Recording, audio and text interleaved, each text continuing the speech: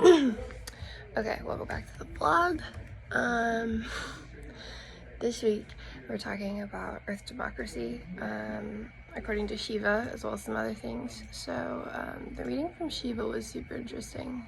I guess I'd never, nature doesn't really abide by the same governing rules as we name, like I'd never heard of a tree democracy or an ocean democracy, but to hear Earth democracy, it's a little shocking, but it was really interesting reading about it, because it's basically like an alternative worldview that rather than acting as the governing, the governing power over nature, we are rather a part of it, we're embedded in it.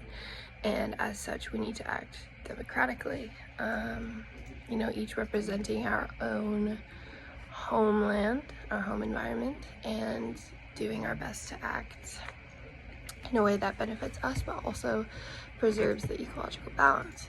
I thought that was really cool because it kind of allows people to fulfill roles of being advocates instead of just bystanders, and it gives more space for understanding between different groups because everybody's going to be coming from a different personal background as well as an environmental background. And I think this could be done in many different ways. I think one of them could be having more ambassadors, environmental ambassadors for the UN. It could be including environmental ambassadors in big governmental decisions, because I know that most of the time it's just politicians whose background is primarily commercial, and I just think all of those ways could really be cool.